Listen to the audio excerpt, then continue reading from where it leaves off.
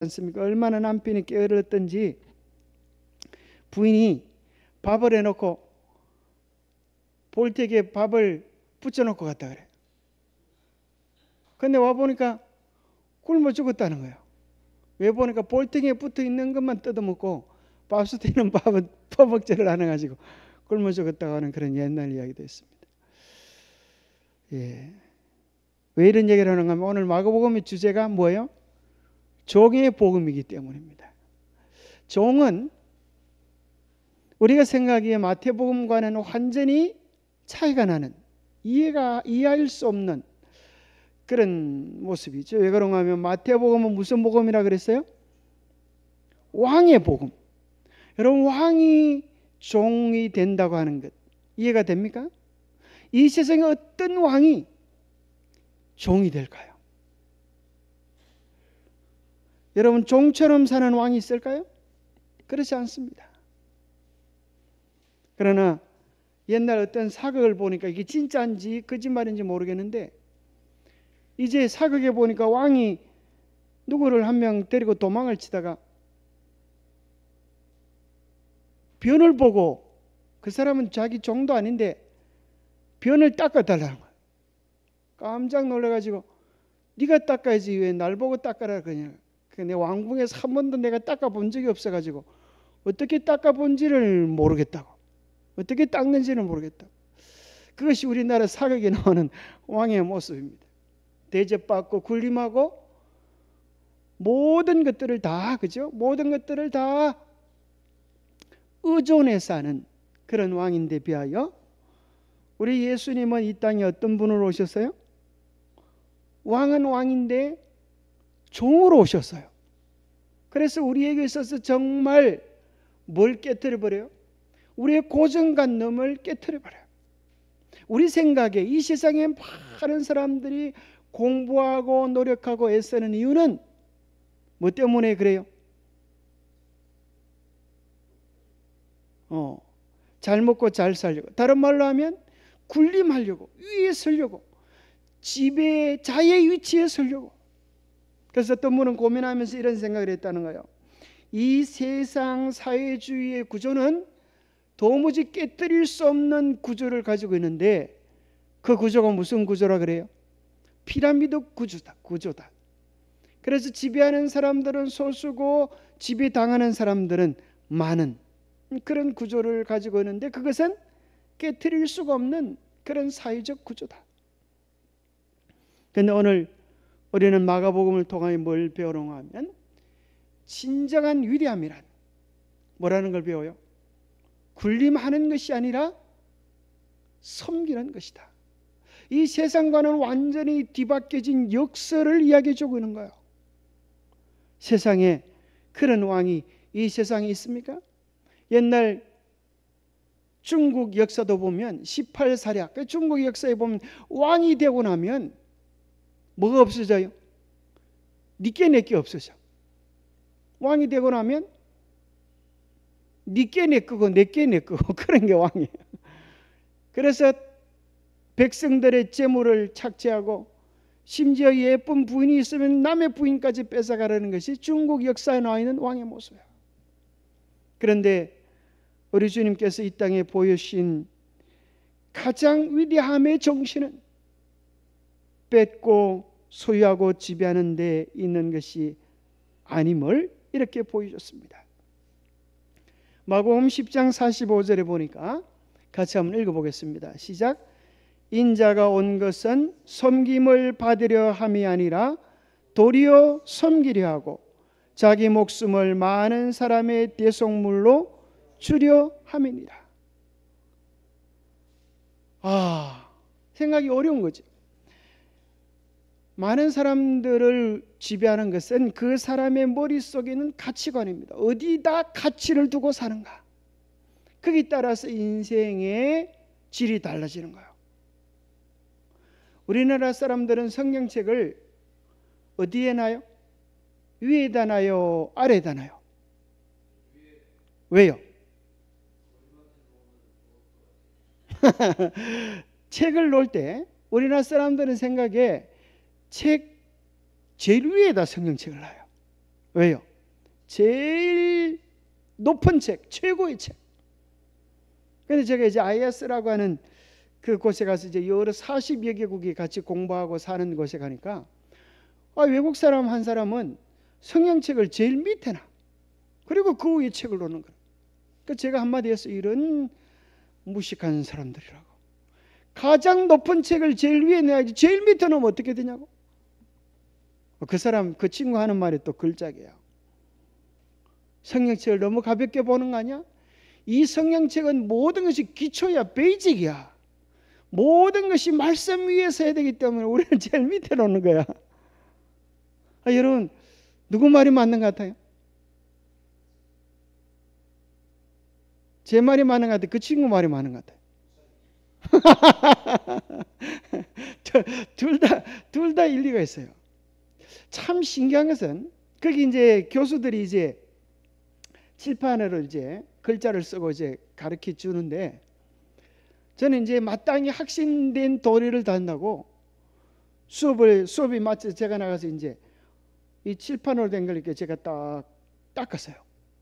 근데 교수님이 뭐라는 가 하면 그러지 말라는 거예요. 깜짝 놀라가지고 교수님이 저희들을 이렇게 열심히 성실성껏 가르쳐 주시는데 제가 감사하다는 뜻에서 이 지워야 되는 것은 마땅한 제자의 도리가 아닙니까? 그렇게 얘기하니까 교수님이 하시는 말씀이야. 아니야.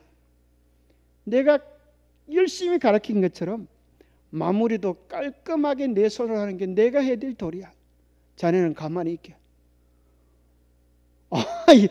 누구 말이 맞는 것 같아요? 우리나라 외국 사람들 보통 어른들 만나면 머리를 숙여 공손하게 인사하는데 여러 나라 사람들이 모인 곳에서 공손히 머리 숙여 인사하는 사람은 한국 사람밖에 없어. 외국 사람들 어떻게 하는가 하면 그냥 손을 들고 이름을 그냥 불러요. 선생님이 존슨 그러면 존슨, 하이 존슨 이렇게 하면 끝이에요. 희한하죠? 그래서 깜짝 놀라가지고 왜 이 나라에는 높임말을 안 쓰냐고 물어보니까 모든 인격은 다 동등하다는 거예요. 아이나 어른이나 똑같은 하나님의 자녀로서 소중한 가치를 가지고 있기 때문에 결코 나이가 많다고 높은 것도 아니고 나이가 적다고 깔봐야 되는 것도 아니라는 거예요. 그럼 말이 됩니까? 그걸 보면서 참 신기하게 됐어요. 왜 그런가 하면 우리는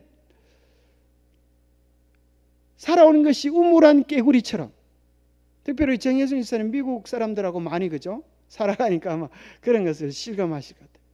우물한 깨구리는 자기가 세상을 다 한다고 생각해요. 그죠? 왜요? 자기 눈에 보이는 거 그게 전부라고 생각하니까.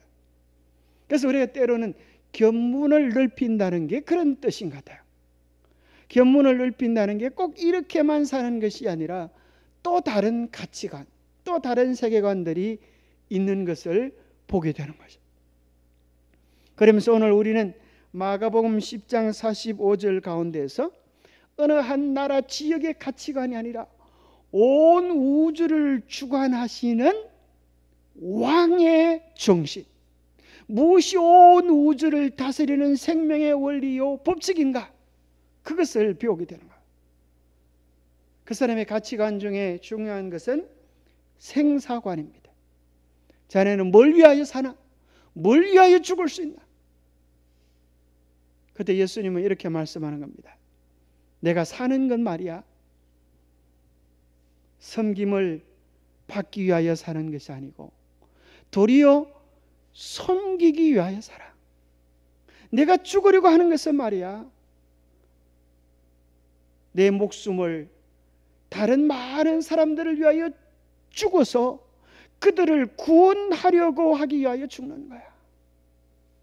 우리 생사관과 얼마나 다릅니까? 우리는 왜 살죠? 잘 먹고 잘 살고 군림하고 지배하고 높은 자리 한 자리 하려고 그렇게 애를 쓰지만 예수님은 그게 아니라는 거예요.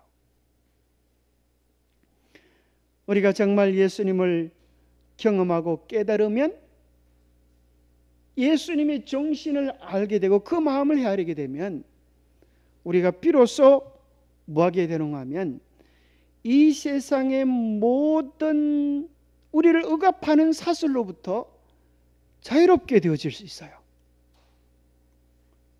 많이 가진 자 앞에서 기죽지 않아요. 높은 자 앞에서 기죽지 않아요. 왜 그렇죠? 이미 진정한 높임은 자리의 높임이 아니라 참된 섬김이 위대한 것인 줄 알기 때문에. 그래서 누구처럼 변하게 돼요? 침례 요한처럼. 감히 왕 앞에서도 똑바로 안 해? 그렇게 하는 거예요. 네가 왕이면 다야 어떻게 남의 부인을 취할 수가 있어? 왕이 그 소리를 듣고 얼마나 가슴 떨렸겠어요. 감히 딴 사람들은 자기 앞에 굽신굽신 하는데 학교도 안 나온 것 같은데 돈도 없는 것 같은데 옷도 제대로 같이 입지도 않은 것 같은데 자기를 향하여 자기 양심을 향하여 아주 무섭도록 부르령하는 그 소리가 꿈자리에도 나오는 거예요. 두려운 거예요. 그리고 예수님의 모습을 보면서 침례 요한이 부활했나? 그런 생각 속에 두려워 떨었던 것입니다.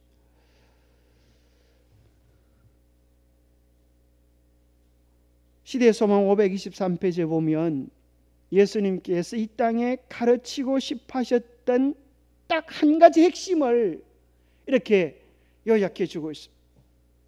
그것이 뭐라고요? 자신을 포기하는 것. 이것이 그리스도의 가르침의 요지다. 사실은 우리가 왜 부부 싸움이 있고 왜 우리 마음이 불편한가? 왜 사람들의 관계 속에서 평화를 누리지 못하는가? 이유는 딱 한 가지입니다. 뭐가 안 돼서 그래요? 자기가 포기되지 않으니까 불편한 거야. 내가 무시당하지 않으려고 하니까 우리는 불편한 것입니다. 그러나 자아가 십자가에 온전히 못 박힌 사람은 개의치 않은 것입니다. 자신을 향한 비난에 대하여 귀머거리가 되고 자신을 조롱하는 손짓에 대하여도 소경이 되고 자기를 핍박하는 그 원수의 핍박 속에서도 외형적인 비난을 보는 것이 아니라 그 영혼의 주소를 보고 안타까이 눈물을 흘릴 수 있는 그런 심정을 가지게 되는 것입니다. 자아 희생은 그리스도의 가르침의 요지다. 그래서 예수님의 가르침을 딱 한 단어로 바꾼다면 그것은 십자가입니다. 십자가는 뭐하라는가요? 내가 이렇게 죽었다. 나만 죽은 게 아니라 너도 나와 함께 죽었다. 이것을 받아들이란 거예요. 내가 죽으면 모든 것이 끝장나고 없어지고 망가지고 창피당하고 그럴 것 같지만 주님은 그게 위대함의 시작이라는 거예요. 우리가 에베소서를 보면 그리스도와 함께라고 하는 중요한 단어가 나옵니다. 그리스도와 함께 무슨 일이 일어나요? 살리심을 얻고 그리스도와 함께 부활해요. 그리스도와 함께 올려져요. 그리스도와 함께 보좌에 앉히시니 그것이 에베소서 2장에 나오는 그리스도인의 영적 위치예요. 그리스도와 함께 한 자는 지금 어디에 앉아 있다고요? 그리스도와 함께 보좌에 앉아 있는 영광을 지금 믿음의 눈으로 바라볼 수 있다는 것. 그것이 우리의 미래예요. 그런데 예수님은 현재와 과거와 미래를 한꺼번에 보세요.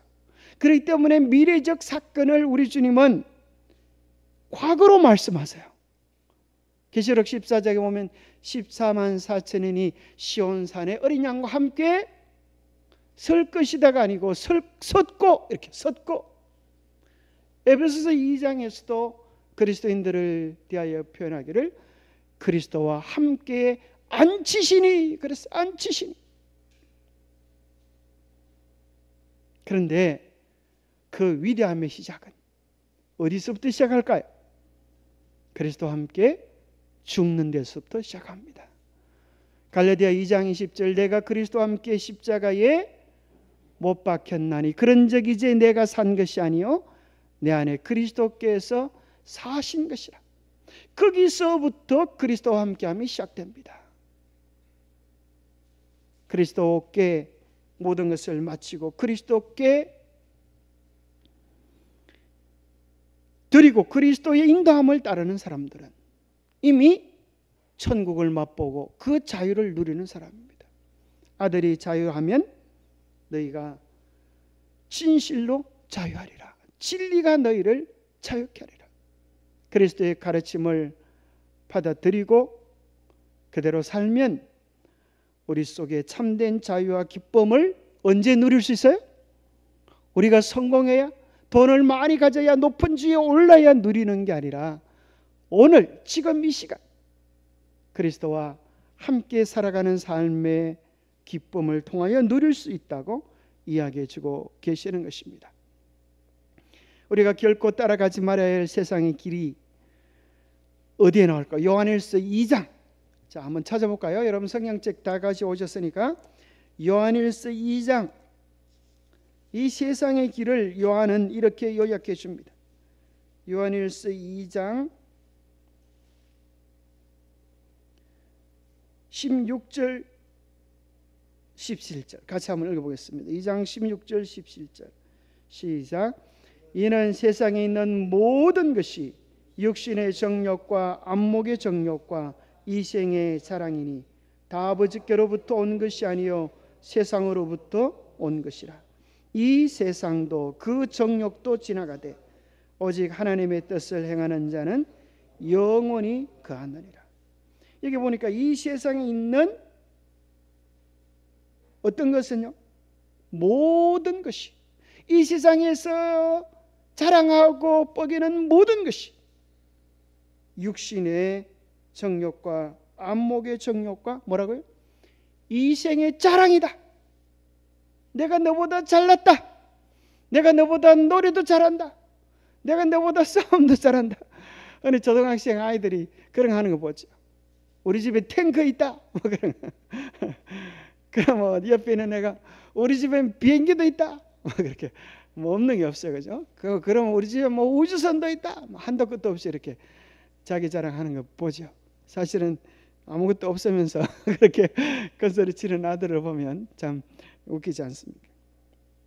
그래서 우리 한국 사람들은 뭐는 참을 수 있어도, 배고픈 거는 참을 수 있어도 배 아픈 건 못 참다.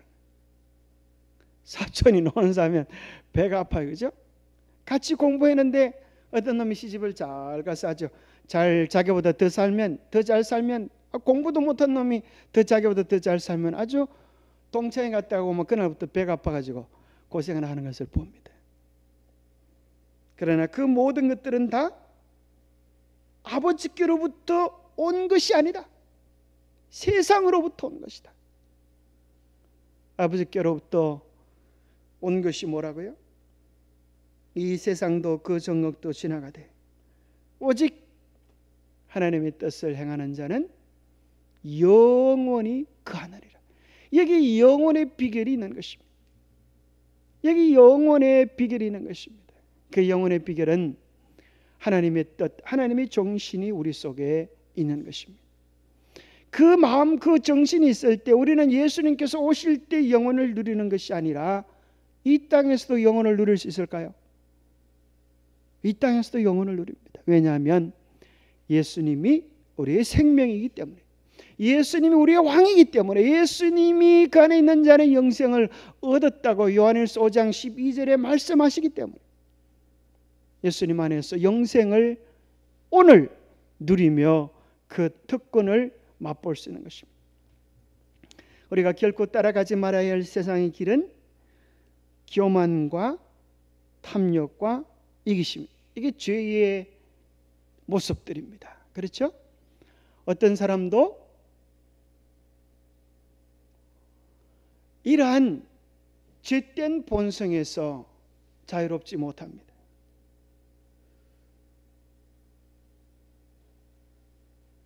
우리는 모두 다 이기적인 존재입니다. 그러나 하늘의 법칙은 이타적인 법칙이에요. 주님께서 우리를 이 병에서 고쳐주지 않으면 우리는 평생 사탄의 노예가 되어 살면서도 이게 죄가 죄인 줄 알지 못해요.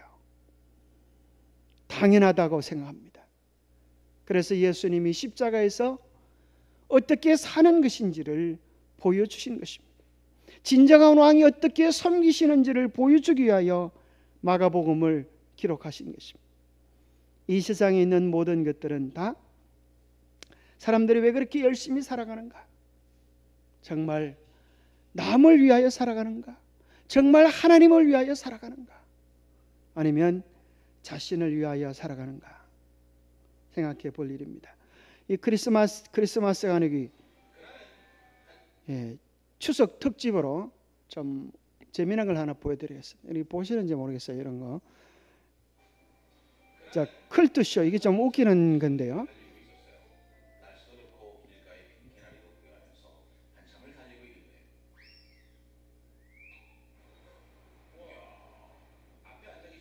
$5만 원짜리가 차에 붙었어요. 날아가다가 여러분 눈이 아주 번쩍 뜨이겠죠. 아직 운전사가 갈등합니다. 이거 어떻게 되나 이거.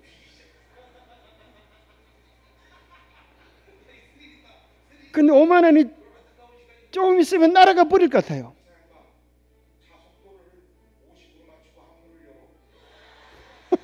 할아버지가 그런 거.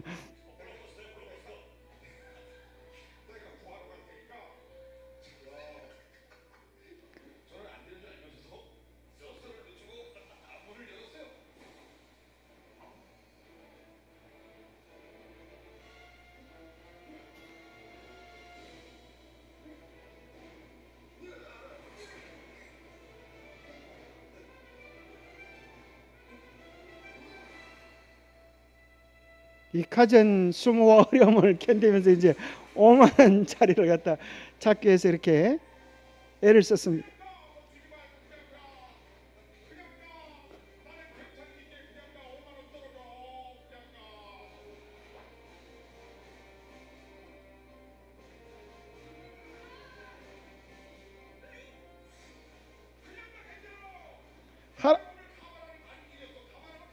할아버지 가발까지 벗겨졌습니다. 그래도 그냥 가라고 5만 원 건지면 좋겠다고.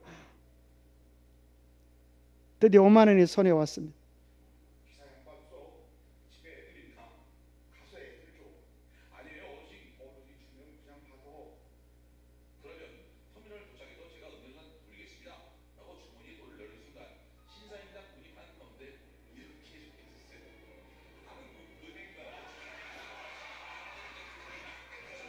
가짜 돈입니다. 가짜 돈. 얼마나 아주 황당했을까요? 그렇게 가발도 잊어버리면서 목숨 걸고 정말 쟁취한 것이 뭐예요? 가짜예요. 헛개비. 그래서 인심쓰는 것처럼 운전사한테 자네 인심쓰는 것처럼 그랬는데 알고 보니까 한국은행이 아니라 한국은행 나무 두 글자가 더 붙어 있는 거예요. 참 황당한 이야기죠. 하늘나라의 돈은 뭘까요? 여러분 하늘나라에 돈이 있을까요? 하늘나라의 돈이 뭘까요? 하늘나라의 돈은 믿음입니다. 하늘나라의 돈은 믿음이기 때문에 우리가 참된 믿음만 가지고 있으면 뭐든지 살 수 있을까요? 에베소 2장 8절에 보니까 너희가 그 은혜를 뭐로 인하여? 믿음으로 말미암아. 그죠? 구원을 받았으니 이것이 너에게서 난 것이 아니요 하나님의 선물이라. 믿음만 있으면 홍해가 열립니까? 홍해가 열려요. 믿음만 있으면 보리떡 5개와 물고기 2마리가 5,000명의 밥으로 바뀌어지는 기적이 일어나는 것입니다. 여러분 그런 믿음을 소유하게 되기를 바랍니다. 사람들이 믿음을 가졌다고 생각해요. 그리고 그 믿음은 실제적으로 우리의 삶 속에서 뭐로 나타나는가? 때로는 용기로, 때로는 순종으로, 때로는 담대함으로, 때로는 겸손으로, 때로는 섬김과 봉사로 나타납니다. 그 믿음은 예수님과의 깊은 친밀성을 이야기합니다. 예수님께 얼마나 의탁하고 맡길 수 있느냐. 이스라엘 백성들이 다 믿음이 있다고 생각했어요. 용사들이 다 자기는 믿음이 있다고 생각했어요. 예수님을 위하여 하나님의 능력을 힘입어 싸우고 있다고 생각했어요. 적어도 언제까지는요? 골리앗 앞에 서기 전까지는 자기들이 다 믿음이 있다고 생각했어요. 그런데 골리앗 앞에 딱 서고 나니까 믿음 있는 사람이 있어요, 없어요? 그렇게 큰 소리 쳤던 목사님도 장로님도 집사님도 정작 그 순간에는 나서지 못하는 거예요. 믿음이 없는 거예요. 내가 어설프게 나섰다가 내 목이 떨어지면 어떡하나 그래. 누가 나섰어요? 조그만 소년 다윗이 내가 저 골리앗을 처치할 수 있는 믿음을 가지고 왔습니다. 아무리 봐도 믿음이 없고 싸울 용사가 아닌 것 같아. 너는 양이나 쳐라. 네가 뭘 싸워보겠다고 그러냐. 그때 이 다윗이 이야기합니다. 내가 돈이 많거든요. 내게 믿음의 돈이 많거든요.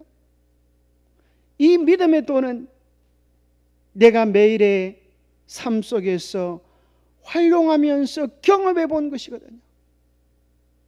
내가 짐승의 입에서, 맹수의 입에서 양들을 구출해 보는 경험을 매일 믿음을 활용해 보면서 배웠거든요. 그 얘기를 듣자 사울이 깜짝 놀라는 것입니다. 믿음은 우리 생각에 어려울 때가 와야, 위기의 때가 와야 우리는 목숨 걸고 안식일을 지키겠다. 그렇게 하지 않습니다. 일요일 협령이 와야 우리는 그때 제대로 목숨 걸고 안식일을 지키겠다. 지금은 좀 비상사태가 아니니까 헐렁해도 괜찮지 않느냐? 그런 생각을 합니다. 그런데 한번 생각해 보십시오. 평화의 때가 지키기 쉽겠습니까? 위기의 때가 지키기 쉽겠습니까? 평화의 때에도 준비되지 않은 사람이 그 위기의 때는 견고한 믿음으로 설 수 있겠습니까? 다윗이 골리앗 앞에 담대히 나갈 수 있었던 비결은 평소 그의 삶이 믿음의 돈을 버는 일들을 해왔기 때문에, 그런 믿음을 활용하는 법을 경험했기 때문에 담대히 나갈 수 있었던 것입니다. 믿음은 모든 것들을 할 수 있는 하늘의 화폐입니다. 어떤 사람이 친구들을 만나가지고 한턱 내겠다고 식당으로 데리고 가서, 야, 너 뭐 먹고 싶어? 다 시켜놨는데 오늘은 내가 한턱 쏜다. 근데 정작 이제 계산할 때가 되니까 주머니에 보니까 돈이 없어요. 얼마나 황당하겠습니까? 큰 소리 빵빵 쳤는데. 우리의 믿음이 이 땅에서 큰 소리 빵빵 쳤는데, 하늘에 들어갈 수 있다고 빵빵 쳤는데, 정작 우리 주님께서 오시는 그날에 우리의 믿음이 빵빵 큰 소리만 친 거품 같은 믿음이라면 그날에 우리가 얼마나 창피하겠습니까? 그래서 오늘 우리는 믿음을 저축하는, 믿음을 버는 그런 경험들을 해야 합니다. 그것은 하나님께서 주시는 말씀에 순종하는 것입니다. 순종해 보면 믿음이 생깁니다. 순종해 보지 않으면 믿음은 남의 이야기에 지나지 않은 것입니다. 내가 순종해 보는 것만큼 하나님의 능력과 역사가 드러납니다. 하나님을 신뢰해 보는 것만큼 우리의 마음에 평화와 기쁨이 넘쳐납니다. 우리가 안식일을 열심히 지켜도 마음의 평화와 기쁨이 없는 것은 우리가 여전히 무거운 내 인생의 짐을 짊어지고 살아가기 때문입니다. 기도할 때는 주님께 짐을 맡기다가 아멘 소리와 더불어서 우리는 무거운 짐을 챙겨가려고 하기 때문에 그렇습니다.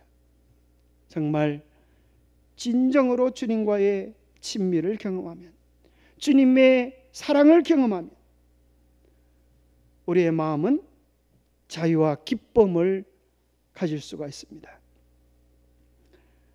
바로 그 믿음은 오늘 우리의 삶에서 무엇으로 나타난다고 마가복음 이야기하는가 하면 겸손과 섬김으로 나타난다는 것입니다.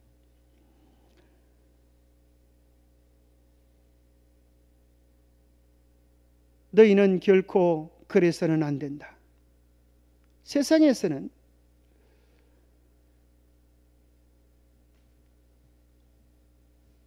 높아진 자가, 가진 자가, 잘난 자가 어뜸이 되지만은 너희 중에 누구든지 큰 자가 되기 위해서는 먼저 섬기는 자가 되어야 한다. 이것이 예수님의 가르침이에요. 그래서 믿음은 곧 뭐로 나타난다고요? 섬기는 것으로 나타난다. 그러면서 억지로 섬기는 것이 아니라 기쁨으로 섬기는 것, 사랑으로 섬기는 것, 감사로 섬기는 것, 그것이 믿음의 돈을 버는 비결입니다. 똑같은 섬김을 하지만 억지로 섬기면 벌던 돈도 다 없어져 버려요. 영적인 돈 말입니다. 영적인 믿음 말입니다. 너희 중에 어뜸이 되기 원하는 사람은 먼저 모든 이들의 종이 되어야 한다. 인자는 섬김을 받으려 온 것이 아니라 섬기려 왔고 많은 사람들을 구하기 위하여 자기 목숨을 내어주려고 온 것이다. 여기 우리의 믿음의 돈을 버는 방법이 뭐라고요? 내어주는 것이라는 거예요. 가지는 것이 아니라 내어주는 것이라는 거예요. 필요 없는 것 줄 뿐 아니라, 두 개인 것 줄 뿐 아니라 우리의 소중한 것까지 내어주는 거예요. 여러분, 양이 사람을 위하여 가죽옷을 줄 때에 양의 옷이 10대 뻘대서 한 벌 나눠주는 것입니까? 아니에요. 어린 양이 그 옷을 벗어준다는 말은 자기는 더 이상 그 옷을 입지 않고 영원히 우리를 위하여 준다는 것을 이야기하는 것입니다. 바로 그 섬김의 복음, 그것이 마가복음입니다. 마가가 기록한 복음이지만 사실은 마가복음은 베드로 복음입니다. 예수님의 수제자, 그가 누구예요? 베드로였어요.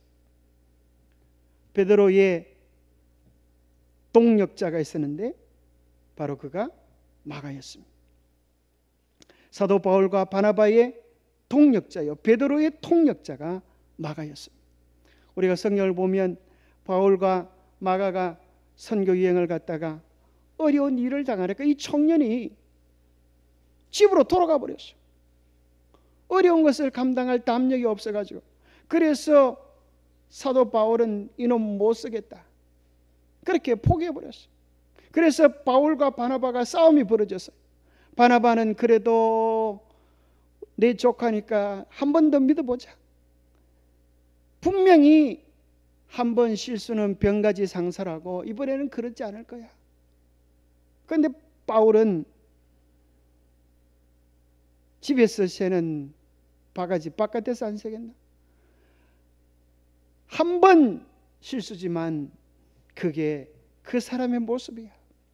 포기해버렸지만 바나바의 사랑과 돌봄 속에서 마가는 회복하고 베드로로부터 받았던 그 복음을 기록하여 마가복음을 기록하지만 이것은 사실은 베드로에게서 나온 베드로의 복음이라고 그렇게 명명되어지고 있습니다. 서기 50년에 70년 사이 로마에서 기록되어졌다고 하고 핍박과 환난 중에 섬기며 고난당하는 우리 주님의 모습을 이야기합니다. 그래서 마가복음은 여러 복음서 중에 가장 먼저 기록한 복음이고 가장 짧은 복음이고 가장 힘 있는 복음이고 수제자 베드로의 복음이고 문체가 짧고 간결합니다. 여러분 마가복음을 읽어보면 얼마나 문장들이 아주 굵고 짧은지 몰라요. 다른 제자들이 한 페이지 기록할 걸 마가복음은 한 줄로 요약합니다. 얼마나 베드로와 같은 느낌이 팍팍 오는 그런 복음인지 모릅니다. 마가복음의 구성은 침례 요한의 기별과 예수님의 봉사 준비. 마가복음 총 16장으로 구성되어져 있고, 자, 예수님의 준비가 13절까지 1장에서 다 그냥 끝을 합니다. 1장 14절에 보면 갈릴리에서 봉사를 시작하시고 유대 지방의 봉사 8장, 예루살렘으로 신속히 진행하시고 14장부터 이제 십자가의 사건을 향하여 달려가시는 모습으로 기록되어져 있습니다. 기독교의 핵심적인 가르침이 무엇일까? 그것은 체험과 축복받음과 성진과 권력과 권세를 주는 것이 아니라 비움과 박탈과 내려감과 희생의 교훈이다. 십자가는 이 모든 것을 상징하고 대표한다. 자, 기독교의 핵심은 체험도 있어요. 그러나 본질적인 것은 비움이 먼저입니다. 높음도 있어요. 그러나 낮아짐이 먼저입니다. 부활이 있어요. 그러나 죽음이 먼저입니다. 십자가가 없이는 부활이 없습니다. 너희 안에 이 마음을 품으라 곧 그리스도 예수의 마음이니 그런 근본 하나님의 본뜻이나 하나님과 동등됨을 취할 것으로 여기지 아니하시고 오히려 자기를 비워 종의 형체를 가져 사람들과 같이 되었고 사람의 모양으로 나셨음에 자기를 낮추시고 어디까지 낮추셨어요? 죽기까지 복종하는 지점에까지 낮추셨어요. 그래서 예수님의 마음은 한마디로 표현한다면 낮아짐의 마음, 겸비의 마음. 하나님이 사람이 되는 것도 겸비한 것이지만 사람 중에 종이 되시고 더 낮아지셔서 죽기까지 복종하는 십자가의 지점까지 낮아지신 겁니다. 그런데 복음의 역설은 여기서 끝나지 않습니다. 가장 낮은 곳에 임하셨는데 결론은 뭐예요? 모든 이름 위에 뛰어난 이름을 얻으시는 것입니다. 이것이 복음의 비밀이에요. 가장 낮아진 자가 가장 높게 되어지는 것입니다. 가장 높아지려고 했던 자가 어떻게 돼요? 가장 맨 밑바닥 구덩이에 처박히는 것이 사단의 모습입니다. 그래서 성경의 대쟁투의 핵심은 이것입니다. 믿음의 시소입니다. 시소. 그죠? 가장 낮으신 분이 가장 높은 곳에 올려지시고 가장 높은 곳을 탐하던 사단 마귀가 온 우주의 조롱 속에서 불타 없어지는 멸망당하는 그것이 이 대쟁투의 마지막일 것입니다. 바울은 이 비움의 위대함을 경건의 비밀이라고 불렀습니다. 경건의 비밀, 우리가 경건할 수 있는 비밀, 그것은 낮아짐입니다. 불멸의 하나님이 썩을 인간의 육신을 입고 종이 되고 죄인이 되고 십자가에서 피를 쏟고 온 세상 앞에 발가벗겨져서 수욕을 당했다. 이것이 바로 진정한 경건이다.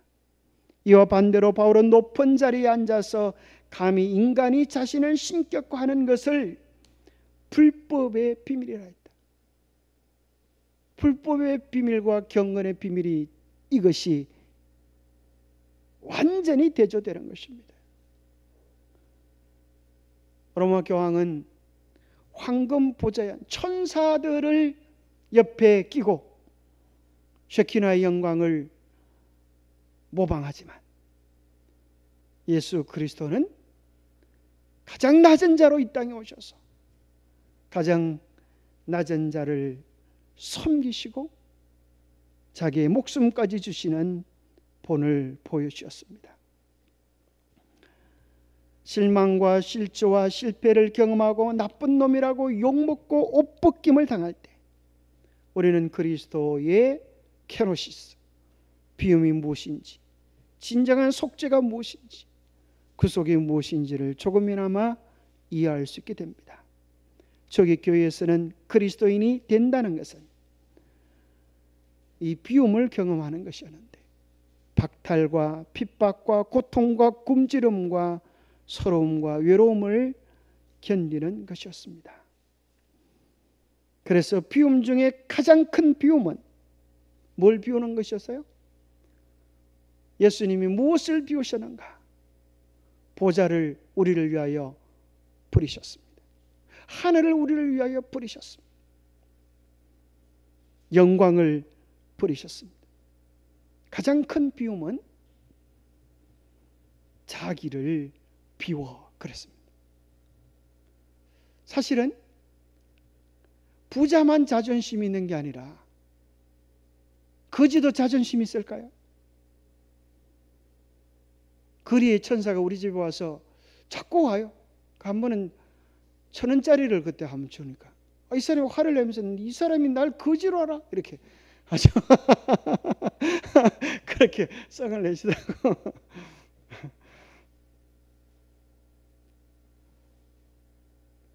다 나름대로 자존심이 있기 때문에 우리는 불편한 것입니다.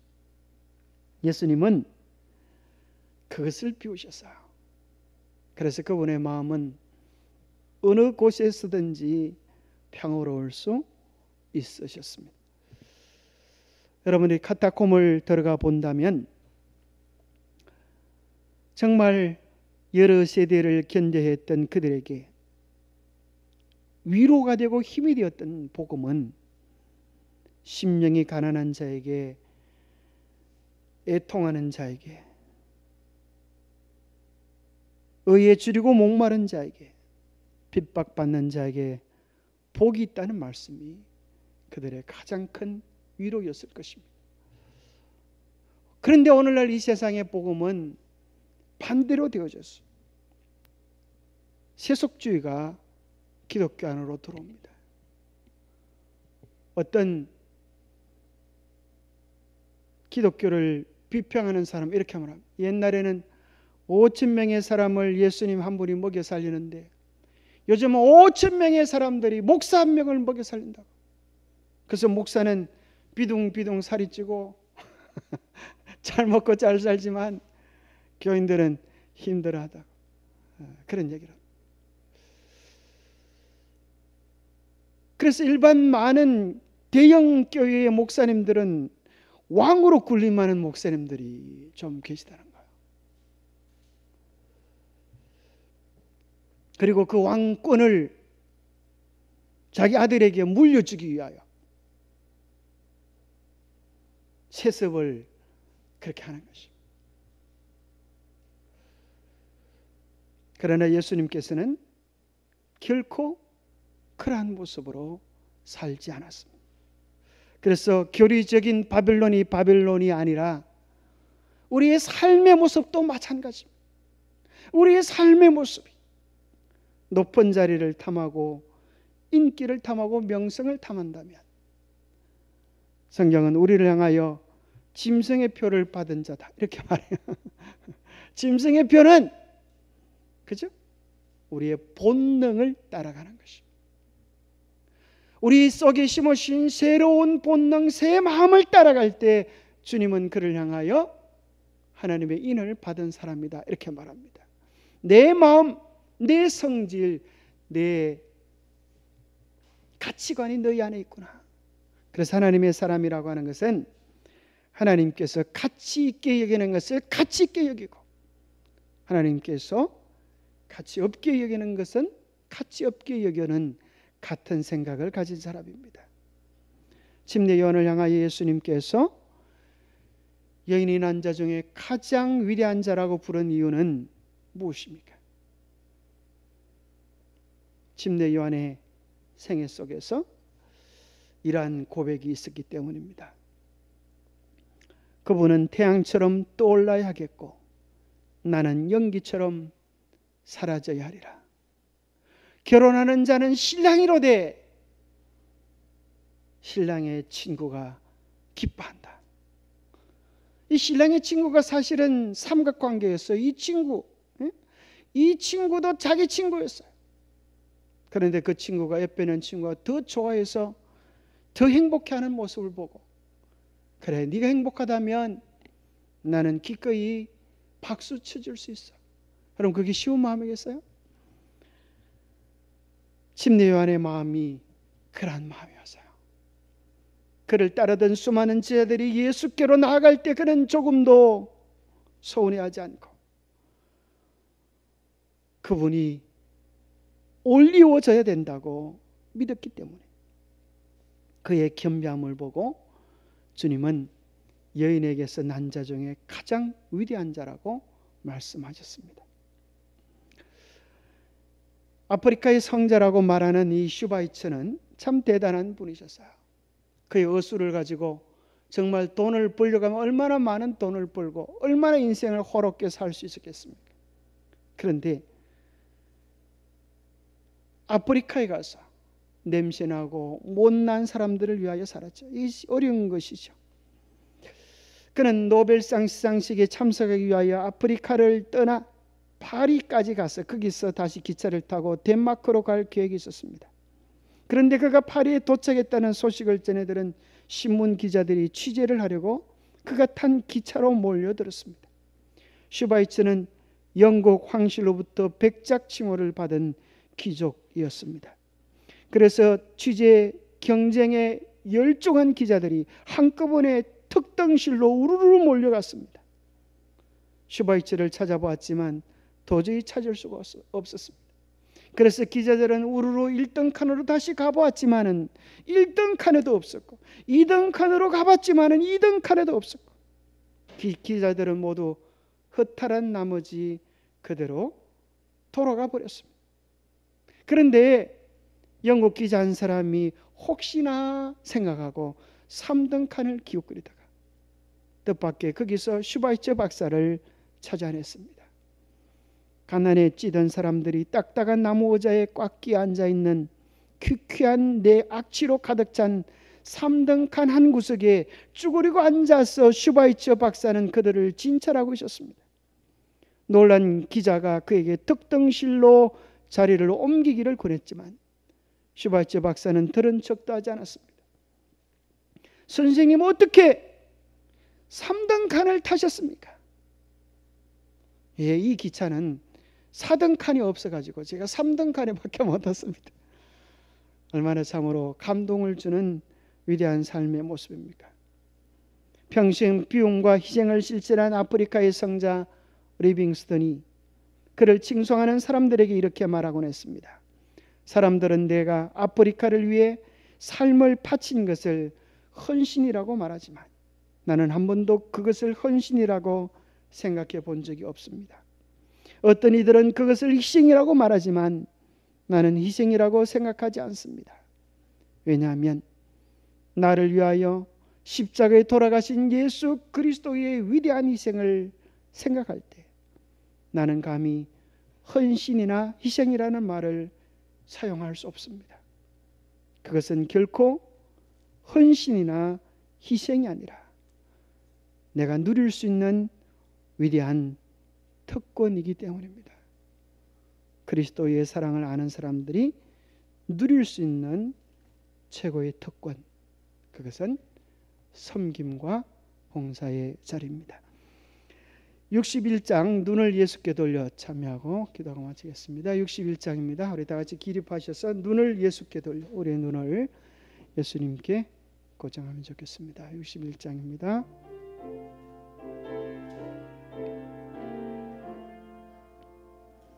눈을 주께 돌려 그 얼굴을 주목하라.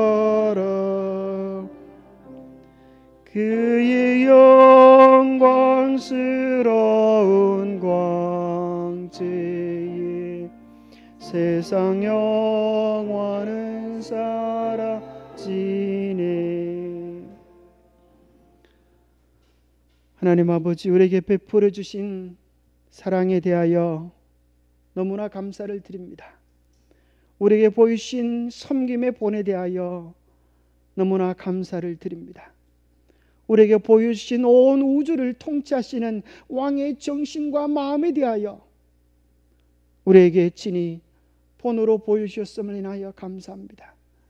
늘 높은 곳에만 오르려고 하는 우리의 영적 질병들을 십자가에 못 박게 하여 주시고 주님처럼 사랑하며 섬기며 살아가는 우리가 되게 도와주시옵소서.